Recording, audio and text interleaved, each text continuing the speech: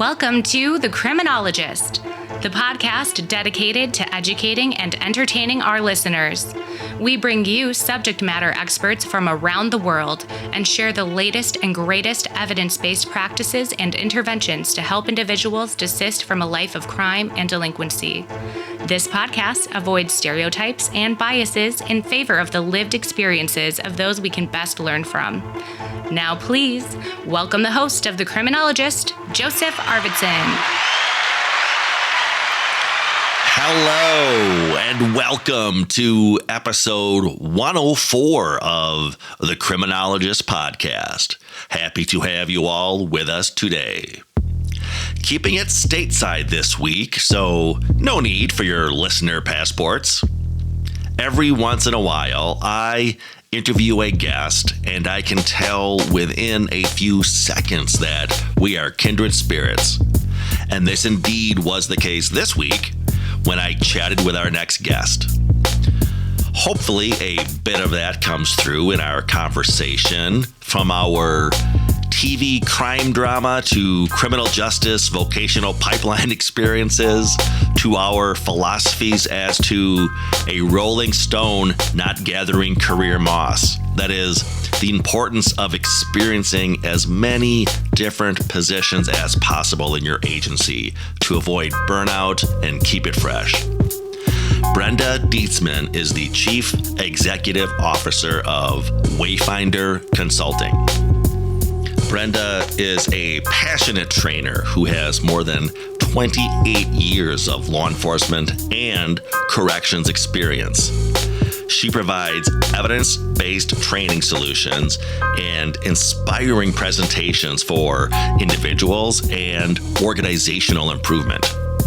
Brenda has presented at numerous national, state, and local events for both private and public sector organizations.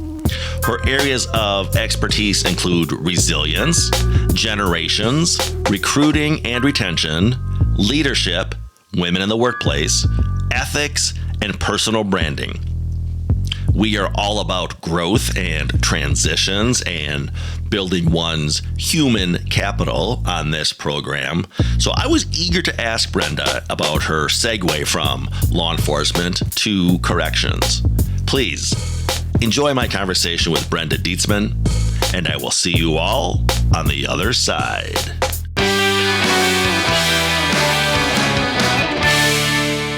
Well, welcome to the show, Brenda. Why don't we start off by just tell us a little bit about yourself, your background, both educationally, professionally, a little bit of the journey you've been on, and we'll kick it off from there.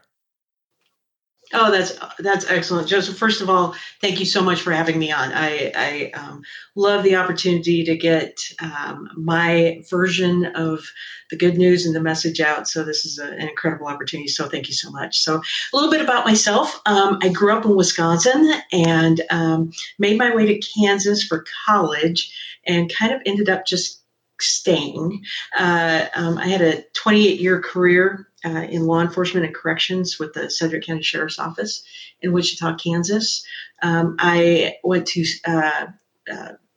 college at Wichita State University, so go Shockers, and I really enjoyed my time there. I got a bachelor's degree in administration of justice, and I have enough hours, unfortunately, because of a paperwork screw up. I didn't get my diploma in psychology, but I also have a degree in that too, essentially. So, and as far as my journey getting into this career, I was all set to do I don't know what with my life, and I was in college and just enjoying life. And this television show came on called Cagney and Lacey, and I know I always get a lot of cheers over that when I mention it. But it's kind of unique because it's part of my journey now. I was actually able to see women in this field, which was kind of uncommon back then. And even though it was a TV show, it still made an impression on me. And I took a couple administrative justice classes, and I was like, I get this. I understand this. I could be passionate about this. And it fulfills an incredible purpose where I get to go out and make a difference in my world every single day. And I get paid to do it. And how awesome is that? And I have a great retirement. Exactly. So, yeah. And as far as my journey, through my career, I started as a third shift road patrol deputy and worked my way up through the ranks of detective and then sergeant. I spent some time in our community policing section. Became a lieutenant, pretty much administrative roles there, and then a captain over our patrol and our judicial section, or the kind of the court guards, and then and then I ended up my career as the undersheriff in charge of jail operations. So, and then I retired, and I knew I couldn't sit still because I was in my early 50s and still had a purpose, right? Still was wanting to get out there and make the world a better place. So I started my company at that point. Let's dive into that in a second here. I have to ask, because I'm a crime junkie, when you mentioned Wichita, was the BTK Killer Wichita? Or am I getting my Midwest cities confused? You are absolutely spot on. It was. In fact, I did not work any of those cases, but most of them occurred within the city of Wichita. But two of them occurred outside that we were able to marry up to that case once he was in custody. So a lot of really good work through the Wichita Police Department and the district attorney's office, as well as the sheriff's office, went into making that happen. Yeah, fascinating case for folks that want to go down that rabbit hole. You mentioned Cagney and Lacey were kindred spirits, Brenda, because when people ask me what drove me or what inspired my early criminal justice passion, it was Starsky and Hutch. So did you slide across the hood of the car like they did? I did not, although I can tell you, when I got out of graduate school, I was gifted my grandfather's car by my parents, and it was low mileage. It was a 1973 Gran Torino, just like the Starsky and Hutch mobile. Oh, although it wow. wasn't red with the cool racing stripe down it, but nonetheless, it was still, old school muscle car. So served its purpose. But yeah, same thing. I was just fascinated by the field, and then figured out when I got into college that I was more in that corrections, probation, and parole lane than I was in the law enforcement lane. But nonetheless, they got me off to start with. So television paid off for both of us, I guess. There you go. Isn't that amazing? So you mentioned a little bit, like you said, you worked your way up through the ranks of law enforcement and then went into the correction side there. What kind of fueled that transition? Was there something behind that, looking for change, some other motivations? Well, actually, it was a car ride with my sheriff. I was about a year or two away from retirement. Had this lined up that this is what I was going to do. It already started making some contacts and things, and he looked at me and he goes, "How would you like to be my under sheriff in charge of jail operations?" And that was something. I mean, when he asked me that, I had never been in a pod before. I'd never been anywhere in the jail outside of booking, literally, and I had no idea about how to run a jail. Nothing about anything to do with jail operations. And I looked at him and I said, "Well, that sounds like a challenge. That sounds fun." And he kind of looked at me kind of a I don't know, sideways. And he was like, "Okay." And so a few months later, I was installed as the undersheriff there. And he asked if I would stay a few extra years instead of just another year or two. So I ended up doing that for 3.5 years. And I will tell you, I've kind of been there and done that on the sworn side of my department. And this was just a reason to just get out of bed every morning because I was learning something like every hour, I think. And it was also good that I came in with a fresh perspective outside of my law enforcement or outside of the corrections field. I can recall that within the first week of being the undersheriff, that we had rather big fight in one of our pods. And I went in, it was in the middle of the night. I went in, and we had a couple inmates, unfortunately, that had been injured,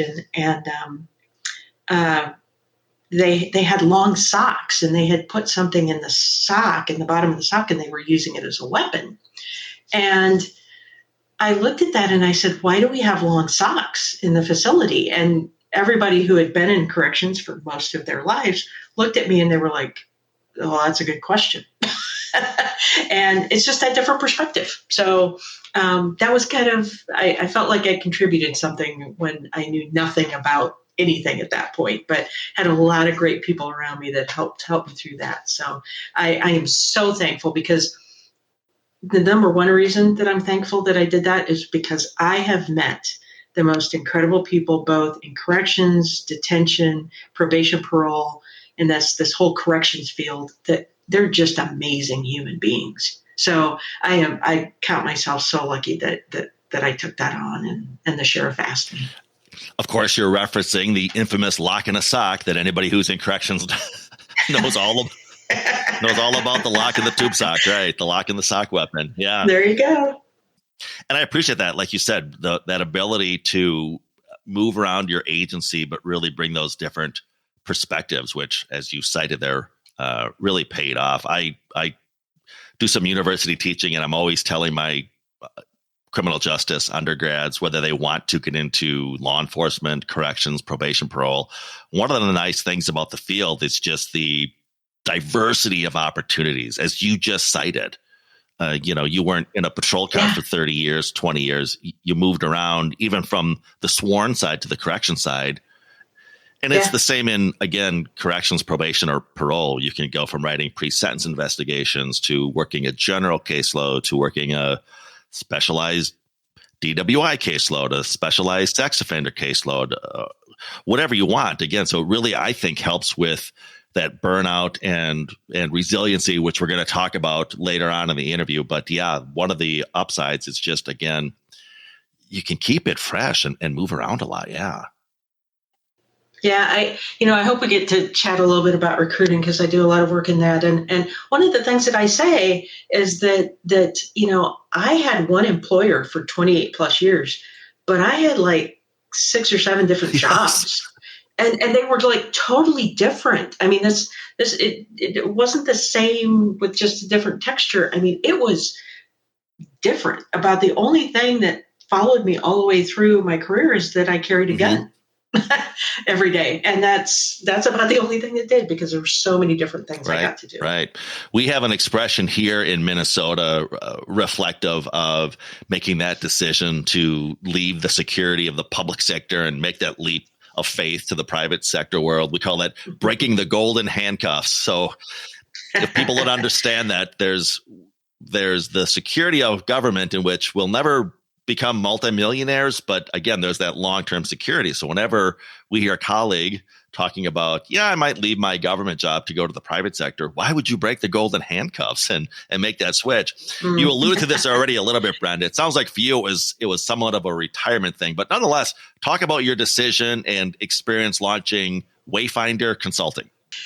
Yeah, so thank you for that. I am an advocate for people that want to leave, want to retire, want to stay in the career. But I really think you need to self-examine to see where you're at.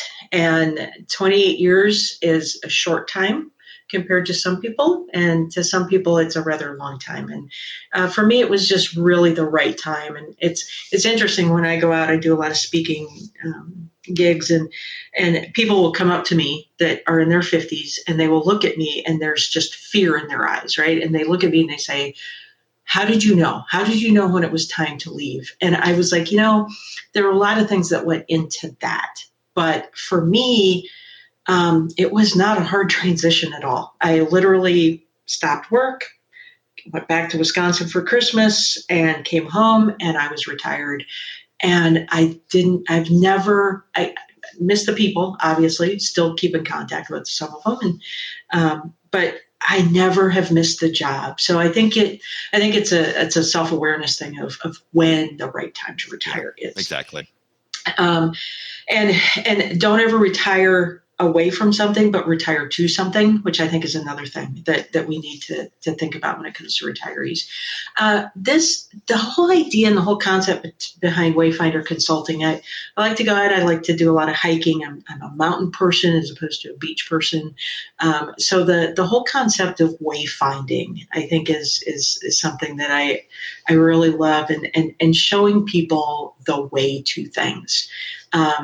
One of the frustrations I had as an administrator was that I knew that I should be spending a lot of time on the vision of the organization, on best practices, on new and innovative things. But I was so busy doing paperwork and dealing with problems and putting out fires, sometimes literally, that I did not have that opportunity. And I think today's executives, especially when it comes to public servants in government, whatever, they don't have personal assistants. They don't have scheduling assistants. They have to do everything themselves, and they miss out on this. So to be able to be that former executive that can come in and say, you know what, I've thought about this. I've thought about the recruiting problem. I've thought about all of these different things. Here are some solutions, and then they can pick and choose. I really, really like that opportunity to do that. So I knew that, like I said, I wasn't going to go sit in a rocking chair. I was in my early 50s. So what was I going to do? And, being able to get out and do training is so, I love that. Meeting people that are just incredibly intelligent and passionate and interesting on so many levels, not just the profession, but on a personal level, has been rewarding. And I love to travel. And meet people from different areas, different parts of the country, different parts of the world. And doing this job, I get to do that. So that's kind of why I made that leap. And it was very intentional. It was very planned out, with a few little bumps in the road that put me on different paths, which was awesome. So talk about, for example, some different clientele you have, and or what's, if there is such a thing, even a typical day or a typical week look like in your consulting role. Well, it's interesting because it's kind of like really enjoying cooking or baking, and so you open a restaurant, and then all you end up doing is paperwork. I have a lot of it is administrative, paying the bills, sending invoices, all that good stuff, and making contact with people and trying to figure out how I'm gonna be able to help them the best. But going out, I've spoken to medical professionals, private sector, law enforcement, animal control, and then people from all over the world. So I do a lot of traveling. I also do a lot of different webinars. I work with an organization called Pause First Academy. I've got some classes on there. I also work with an organization called Justice Clearinghouse. Just finished up a leadership program there. It's 9 hours of video, really super reasonable. In fact, I'll give you a discount code so your listeners can use that for 20% off. And the course is only $192 to begin with. So, and it's kind of a compilation of everything that I've learned throughout my career or wanted to know. And I've put it all in one bundle and just kind of kicked it out for everybody. So, I go and I do a lot of in-person trainings. Very love that feedback from the crowd, but I do a lot of online training as well. I know we were speaking, and I was actually introduced to you via Tara Hubbard, who was actually a guest on the show as well. And our APPA, or American Probation and Parole listeners, likely know Tara. She's pretty active in that organization. But for someone, again, in a community corrections agency, and they're thinking, I'm intrigued, what might that look like? Or, for example, you could cite your experience helping Tara and her agency out even. Yeah, I went out with the team from Pause First Academy, and we did several different. We did some resiliency training, meditation, mindfulness. Even had a yoga instructor, Wendy Hummel, who's awesome, came out with us as well, and just kind of really spent some time with them and pulled them away from their jobs for a little bit and let them think about themselves and how to help themselves be more resilient. Um, we often use the analogy of, you've got to pour something into your pitcher, into you, because if you don't pour anything in and it runs dry, there's absolutely nothing you can do for anyone else. So that's what this particular training was involved. But I also go out and I do workshops with recruiting and retention and sit down with organizations and sometimes groups of organizations and help them work through what they're recruiting to begin with, and then their hiring process, their training process once they bring somebody in, and then their retention, and really examining that and coming up with some pretty innovative ideas that I think we're going to hopefully get a chance to chat about here in a bit. But so I do a lot of that. I do a lot of leadership training. I'm literally going to Florida in a couple of weeks to train 10 people, just 10 people. But they're folks from very high up in the Florida court system, and very much looking forward to that. You've mentioned resiliency a couple of times here so far in the interview. One of the themes of this program is the topic of desistance from crime. And one variable which comes up both in the literature and in my conversations with desisted individuals with lived experience is that of resiliency. Of course, the importance of resiliency is universal. Speak or expand, I should say, to some of the work you've done around that very important topic about resiliency and how it's not just something we want to impart on the clients we serve, but again, as on ourselves and our agencies for our own well-being. Yeah. A lot of times what we talk about when we talk about resiliency is the ability to get back up. But the thing of it is that does not determine how tough you are, how strong you are, right? Trauma is not what makes you stronger. It's what you pull from it. It's what you learn from it. It's how you grow from it. And one of the things that I often find about resiliency training is this, that trainers come in and talk about what to do afterwards. And even organizations do. Somebody's involved in a big fight, or, they have a traumatic event that happens. Maybe somebody that they're supervising commits a murder or something like that. I mean, it's just very traumatic. It's secondary or vicarious trauma that we get from that. And then we bring in the psychologists, and we try to take care of it after the fact. What I'm really thankful for, and what I really try to push, is building internal and external resources before something happens.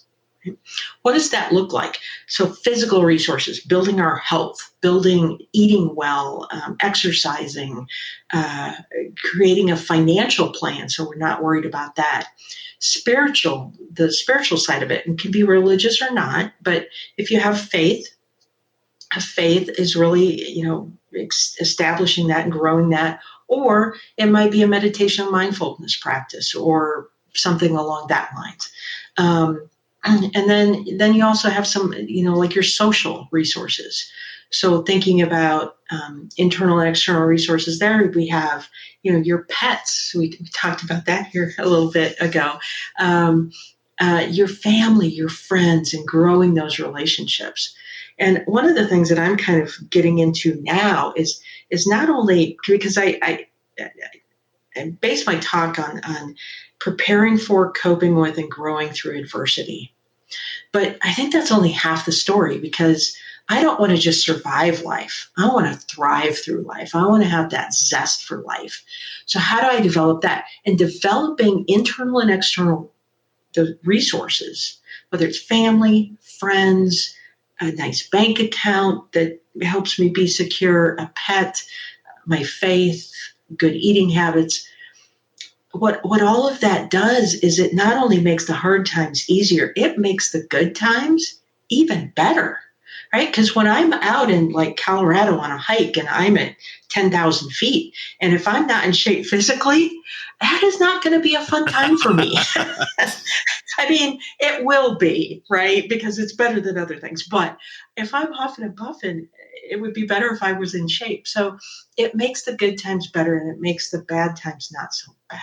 So that's kind of that's the emphasis that I want to place on this is intentionally building resources and then using those, actually using them when we're in trauma and adversity, calling a friend, taking a walk, eating healthy instead of grabbing the ice cream, petting the dog instead of whatever. And then growing through finding that meaning, finding the purpose in whatever happens in our lives, and then growing from it, I think is what we need to do. I mentioned shifting careers and job disruptions earlier, and how at times I'm asked to steer folks to certain agencies. My young students. What are your thoughts on the current workforce crisis, Brenda, and what do you think we could do about that?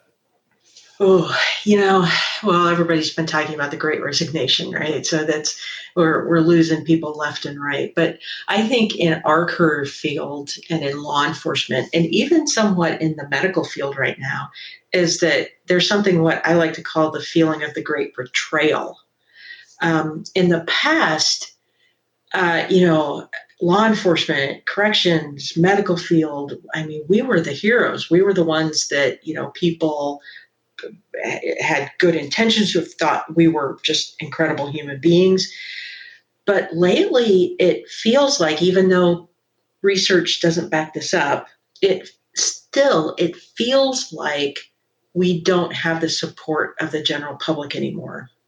And quite honestly, I felt that even before I left, which was before the pandemic.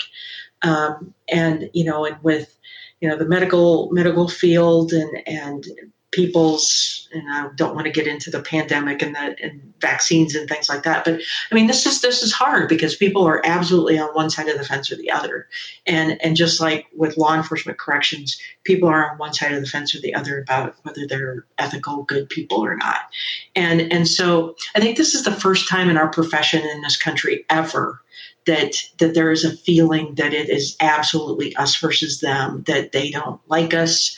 And then why are we out doing this job? So I think that we need to pull people in and let people know in these professions that we actually do have the support, because research backs this up. We do have the support of the majority of the people. And then how do we become a team again, like we were 10, 15 years ago? Yeah, it's amazing to me. And 20 years is not that long, but if people just flash back and try to reimagine the mindset of the nation towards law enforcement and first responders after the 9/11 tragedy, and then juxtapose that to where we're at now against the backdrop of defund the police and again, all these other sort of anti-law enforcement sentiments, it's shocking to me how quickly that pendulum swung. Oh, it really is. I mean, there was crazy, not to get political, but just crazy bipartisan support. Police officers were heroes the weeks and months and years after 9/11 and first responders. And again, the changes that have occurred since then, it just blows my mind. Yeah. It's really been amazing. Let's keep on this same theme here then. So we know that a diverse workforce is a stronger workforce. How do you see this applying to first responders? Oh, this is something I really get in depth in on the workshops that I do, because it goes back from the very beginning. Like, what are we recruiting? And we recruit, I think law enforcement, corrections, first responders do a very good job of recruiting a diverse workforce. The problem comes in the testing. What are we testing for? And we're testing for strength because we have physical agility testing sometimes. We're testing for recollection. A lot of the police tests that are out there, they'll show you a picture and then you have to describe the scene or whatever after they turn that off. And so they're only testing on certain skills. But what we have found is that, we have to test for communication skills. We have to have people on our team that can show empathy, that also have physical strength, decision making, like courageous people to do very scary things sometimes.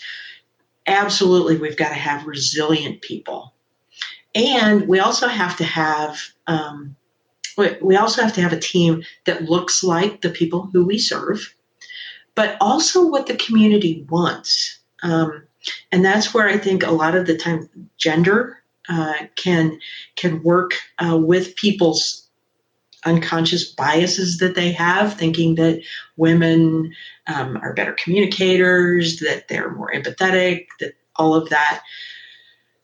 So I think that it needs to, that diverse team is so important, but we test and we eliminate, or we don't invite those other skills in, because people see what we test for and that's what they think that we want. And I kind of think of it as like a football team. So we have punters on football teams and they are absolutely different than what the center or the right tackle looks like. And we would never put a punter in as the right tackle, right? Because that's the person that guards the blind side of the quarterback most of the time. So, and there's a reason for that. It's because they have different skills, they have different abilities.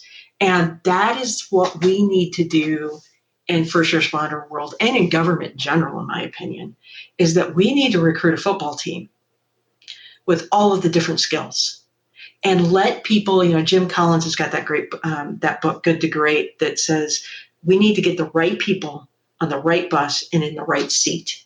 And all of those seats require different skills. And as a result of that, we need to test for that as well. And I want to be very, very clear about this. I never, ever, ever, ever want to degrade any physical standards that are out there. Because if you need it, you absolutely, people's lives may depend on it. But I think that we need to combine all of these things and see the different strengths in all of these different skills.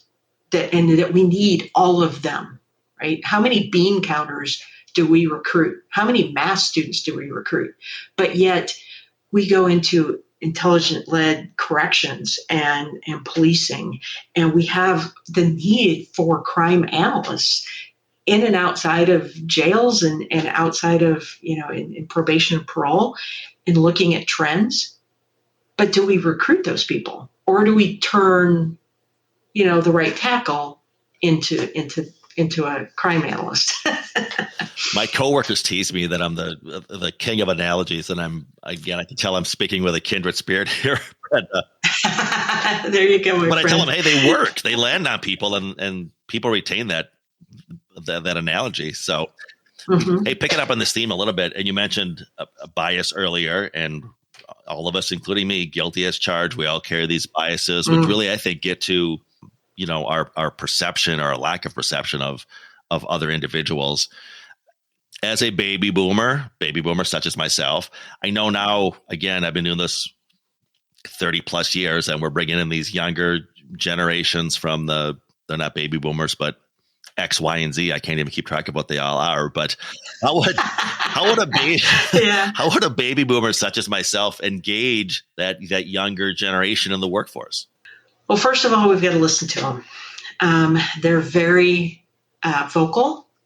I often use the story about how when I was a deputy and the undersheriff, his name was Colonel Pulis. I don't think he had a first name. Not sure. And then when I became the undersheriff and I was Colonel Dietzman, all of a sudden to the recruits, my name was Brenda. And I loved that because they were actually chatting with me. They were not scared of me. So I actually got to hear their opinions. And you know what? They're the ones doing the work. So good for them and good for me for being able to have a conversation with them.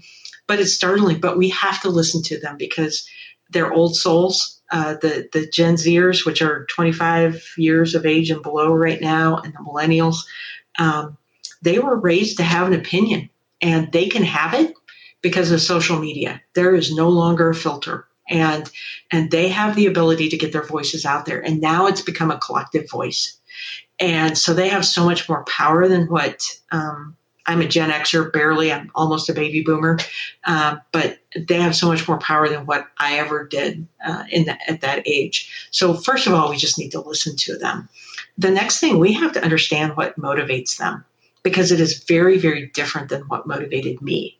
When I came to work, it was because of connection. You go back to Maslow's hierarchy of needs.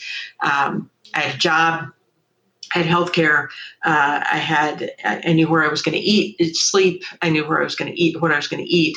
That was not a problem for me. So that middle rung there on Maslow's hierarchy of needs is what? It's that connection. And I had that. That's what work was that connection. It was like-minded people, and I enjoyed spending time with them. But then social media came along, and all of a sudden, I was connected with people from all over the world, some people I'd never even met. And I have that connection, so that no longer motivates me. Maslow said a need fulfilled ceases to be a motivator. So what motivates these kids now? And you look at Maslow's hierarchy of needs, and I think the pandemic could blow this up a little bit, but they're up there of achievement, purpose. We get confused about why they need to be congratulated for coming to work. Well, that's because that's where they're at. That's what motivates them, because connection is taken care of elsewhere now. You don't have to come to work to feel connected. So now they're up there in that achievement. Thank you for coming to work. Thank you for the good job that you're doing and being specific in those. So I think we really have to go on a granular level with these folks and with the younger generations and see what their needs are, because then that's going to inform us what motivates them, and we can provide that for them. That is so insightful. And again, something that I'm sure, just as I was processing that, was thinking, well, how many HR departments and or administrators are obtuse around this, that they're not making that differentiation between the baby boomer, the Gen X, the new folks coming in. Yeah. Again, and then we question, why agencies aren't healthy and why culture is such an issue sometimes. Yeah. Well, just to kind of work on that, some kind of an aha moment for most people is that when I was a young deputy, when I was a younger person, and the boss came around, the only time the boss came around was when somebody was in trouble, right? Otherwise, they stayed in their office and everything like that. But this is all shifted for the millennials and the Gen Zers, the Gen Zers, because what has happened now is that they were raised in a world where they had to have an adult around all the time because of safety concerns. So when I went out for recess, it was us kids that decided what we were going to do and everything like that. And when I slid into second base, guess who figured out if I was out or safe? It was us kids. But because of safety and security issues, now you got to have an adult there. Yeah. And there's also so many more structured activities. I mean, we would go out and make stuff up. They go to soccer practice, they go to strength training, they go to all of these different things. You're going to have a coach there. You're going to have an adult there. So all through their youth, there's always been an adult present. Mm-hmm. And the thing of it is that now 60% of millennials want to have a conversation with their boss every single day. Wow. Which is totally different. And this is the aha moment for us boomers and Xers, because we think they don't want us around, right, because we're projecting our feelings of when the boss comes around, somebody's in trouble. But they're used to that. So when we don't come around, they think that we don't like them. And that is huge to understand. 53% of Gen Zers, which is the younger generation right now in the workforce, they want to have that communication face to face every day. Now, that's totally exhausting as a supervisor, but that's what they're used to. So it's that understanding of the different generations and what motivates them and how they want to be treated.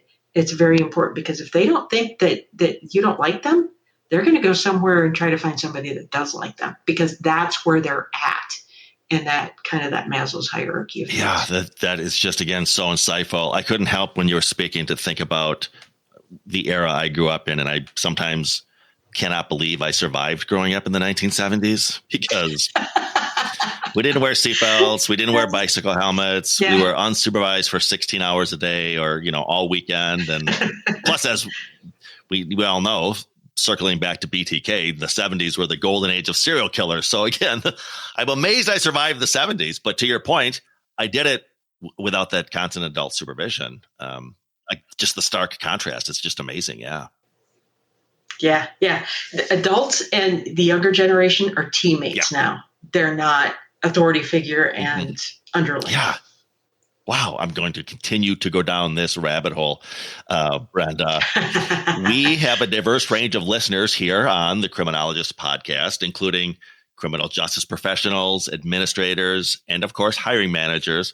Share some of your insights around recruiting, retaining, and motivating staff, if you would, please. Okay, so for the next 5 hours, I'll just chat. This might turn into a 2-part podcast episode, Brenda, if you're not careful. There you go. Well, so the first thing is that we have to understand each other, and we have to work to each other's strengths. So just that little chat I gave about the whole, millennials and Gen Zers actually want their baby boomer and Gen Xer bosses around. They don't want to be separated from them. So they don't want you micromanaging them, but they want you to be around, right? So that's a huge differentiation there. But we have to understand each other's strengths. The other thing that's interesting about the younger generations is that they've always worked as a team. Because the whole concept of everybody gets a trophy, which most people laugh at, there's actually research behind that. The research says is that you reward effort and not outcome. So I want you to think about that. When I was a kid, there was one trophy, and I wasn't going to help anybody else around me. I was a horrible human being. I wasn't going to help any of my friends get any better because I wanted that trophy. But when everybody gets a trophy, it rewards their effort. You show up and you try, and you're going to be rewarded. That's why they're not afraid to try something new.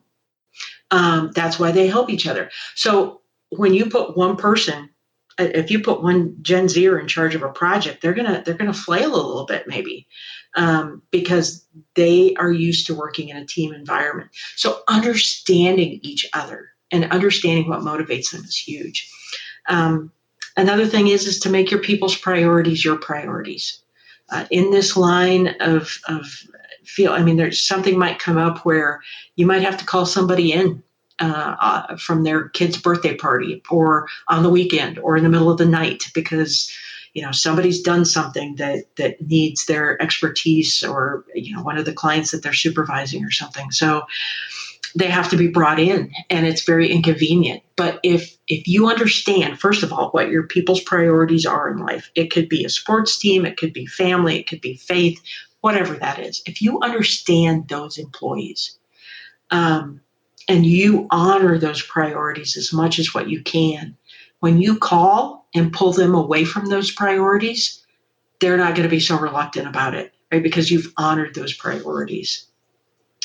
The next thing I think that we can do as far as recruiting and retaining our folks is we're helpers. We got into this field to solve problems that nobody else wants to solve, to address issues that no one else wants to do. So we're very self-sufficient at solving problems. We're very good at it. And we have this problem of recruiting and retaining people right now. So we're trying to solve it all on our own. But the problem is that we can't. This is a community issue. We have to pull people in from the community. It can be the faith community.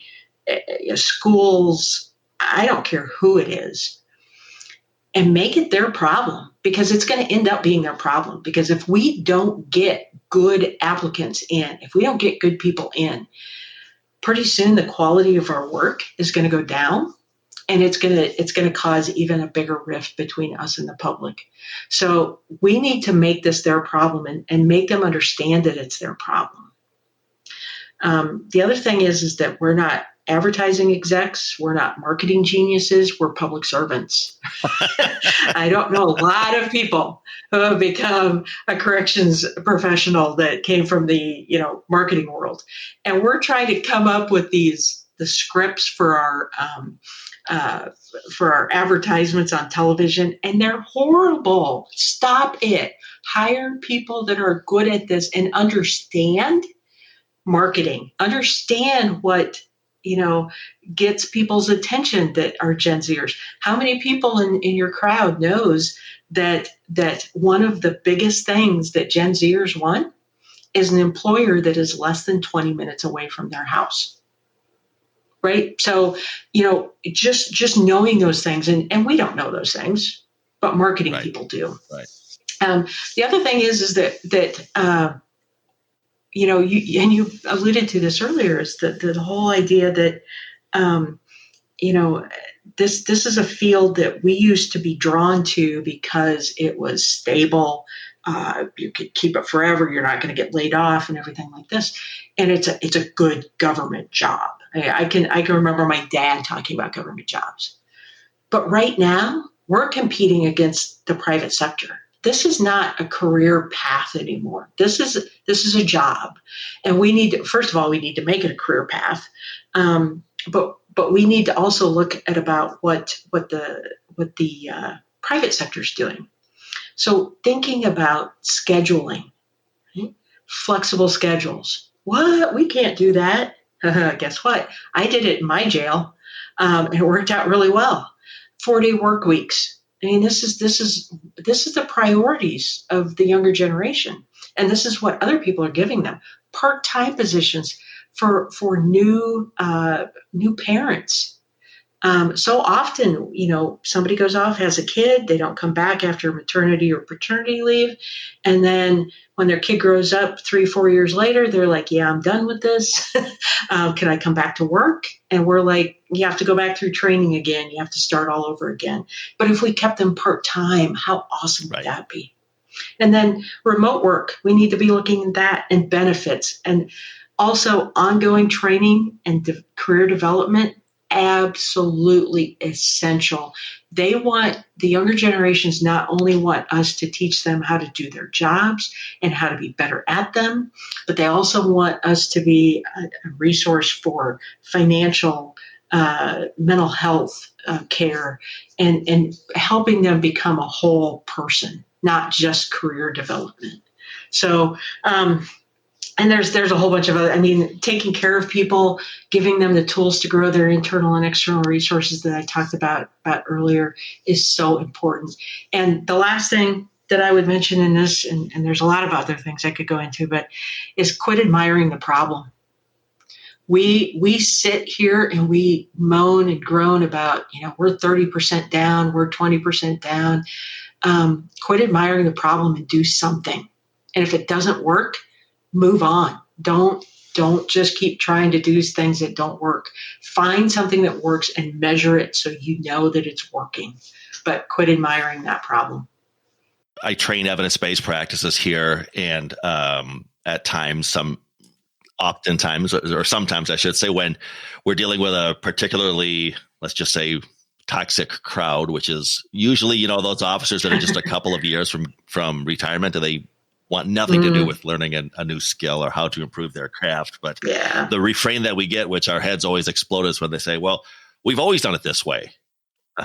And this can apply, as you were speaking, Brenda. I thought, well, this can apply to your sheriff or your undersheriff. Well, we've always done it this way, Brenda. But just because you've always done 4 10-hour shifts isn't the rationale to keep on doing it that way. We're so in corrections. Right. Again, the irony is that we're in the business of changing people, right? But we ourselves are at times the most resistive to change. Exactly. And find out what benefits people, right? When I first took over, they were doing a survey about if everybody wanted to go to 12-hour shifts. And about a third of the people came back and said, yeah, we want to go to 12-hour shifts. But the other 2/3 said, we're going to stay on 8-hour shifts. And they were like, okay, well, we're all going to stay on 8-hour shifts. Well, I had a third of my people, which is like 100 people, that wanted to go to 12-hour shifts. And I said, how about this? How about we divide our workforce, and the third that wants to work 12-hour shifts, they work 12-hour shifts, and the others work 8-hour shifts. And you know what? It worked. It worked fine. And people went back and forth depending on their life situations. And we were able to accommodate that. But again, finding out what your people want and then trying to accommodate that the best way that you can. Yeah, I could not agree more. What is on the horizon for Brenda Dietzman? You mentioned you're off to Florida in a couple of weeks, but Brenda, let's say when I've got you back on the show in a few years, what do you think we'll be talking about then? Look into your crystal ball. Oh, this is what I hope we're talking about. I hope that we're talking about making corrections a career path. It is such a purposeful field that can have so much impact on people's lives. Getting people out of this cycle that they are in, if it's because of the way that they were raised or just their circumstances or maybe even addictions or mental health issues. Being able to get those folks out of that and see that, I think, is so rewarding. So yeah, that's one of the things I hope. I also hope that we have a lot of that we have a lot more training in corrections, both in the facilities as well as probation and parole. I really want this to be a well-trained a group of folks. So I hope training gets really good. I hope that we're creating pathways for people out of jail and providing those off ramps for people to get out of the cycles that they're in. And I also hope that we're talking about how getting help, going to see a therapist is kind of the norm, as opposed to the exception right now for us, right? About 5 years before I retired, I was like, kind of seen a few things in my life. Maybe I should see somebody about that. And I did. I met an incredible therapist. I actually went and gave a talk at her class and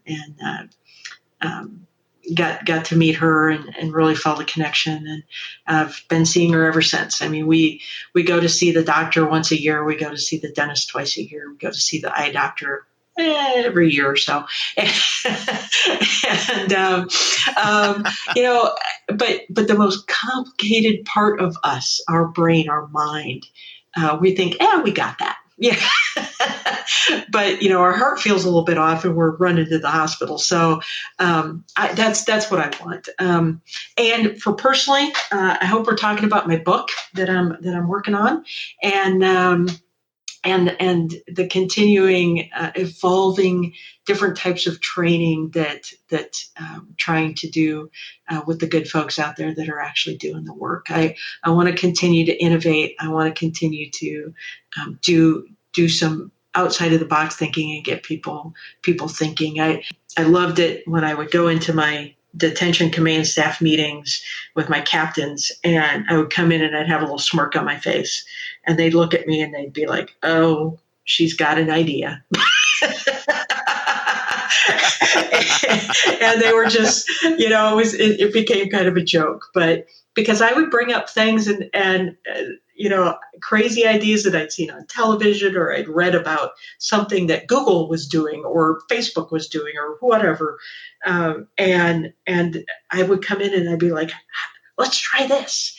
And they'd be like, okay, let's try it. Or, yeah, that's not going to work, Brenda. And I'd be like, okay. And, after they explained the why behind it. So I just want to keep this. I want to be a part of a lot of what a lot of good people are doing in creating an innovative workforce within this profession. Because, like I said, the work that you're doing, I think is just incredible.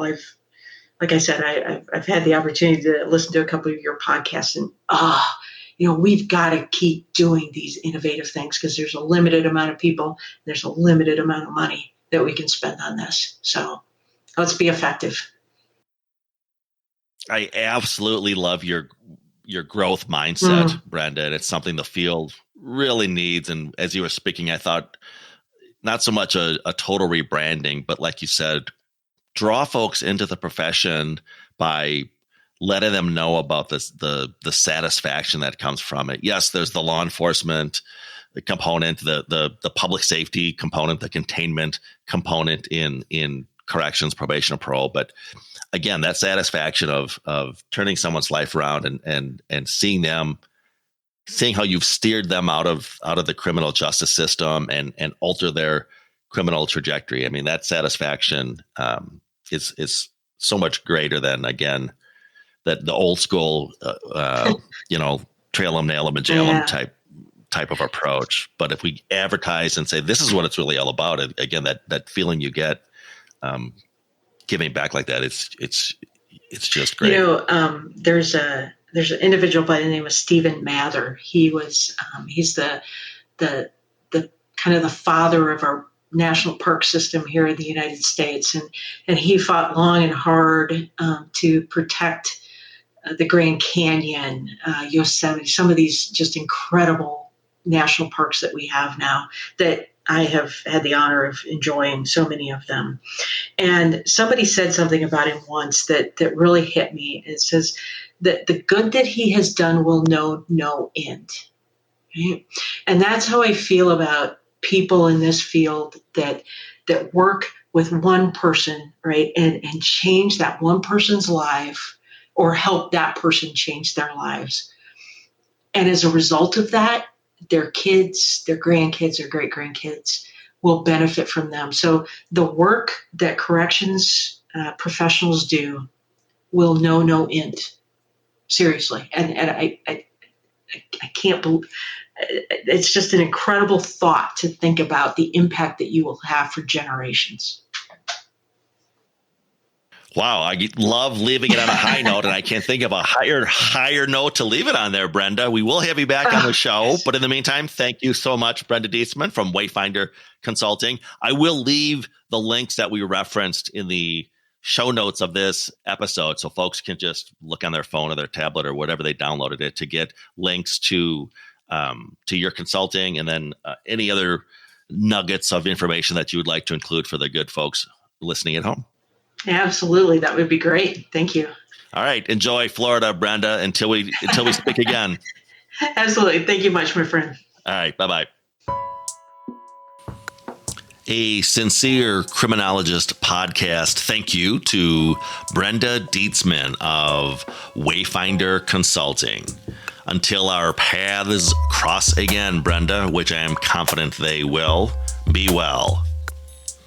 For those of you who did not catch last week's episode with Professor Ion Dernescu from the University of Bucharest in Romania, mark your calendars.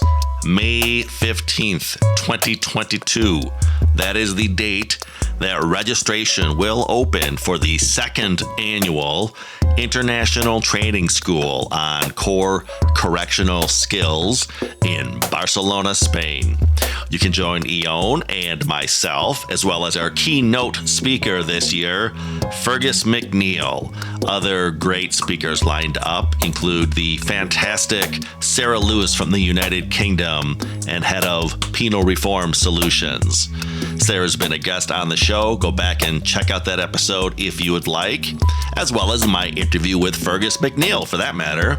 But yes, registration opens May 15th. Last year, capacity was reached within 2 weeks of registration opening. Demand was very high last year, so mark your calendars if you want to be part of this unique opportunity to train with some of the most respected evidence-based practice trainers from around the world.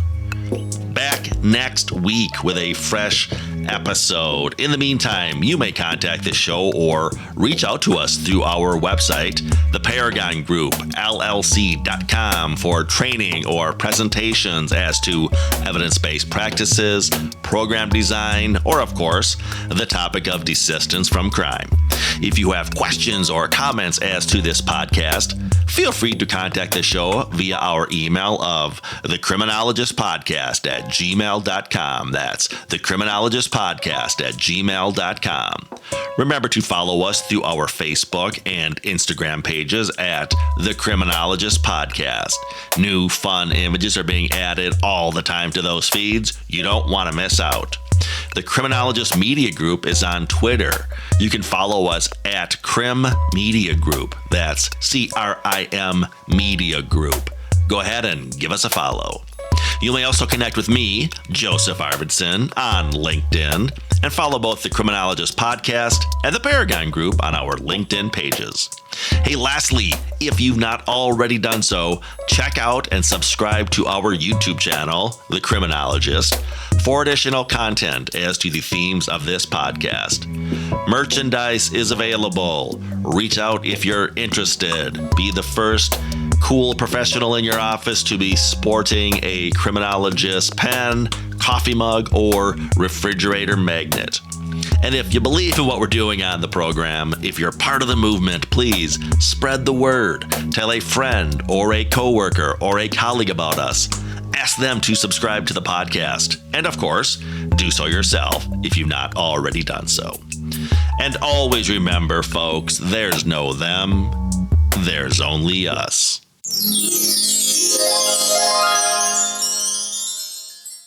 This television show came on called Cagney and Lacey. It was Starsky and Hutch. Cagney and Lacey. It was Starsky and Hutch. The Criminologist Podcast is a production of the Paragon Group, LLC. For speaking engagements, interviews, program design, or training opportunities, please visit us at theparagongroup.llc.com. If you enjoyed the show, you can find more content and videos on our YouTube channel, The Criminologist. Don't forget to like and subscribe. Both the Criminologist Podcast and the Criminologist channel are brought to you by the Criminologist Media Group. Be sure to give us a 5-star review, and thanks for listening. The thoughts, statements, and opinions of the host and cast members do not necessarily reflect the views of their employers and are those of the host and cast themselves. Any discussion regarding client statements, behaviors, actions, or crimes are purely fictional and are used only for the purposes of example. Any examples that could be deemed to be related to an actual individual or individuals are incidental.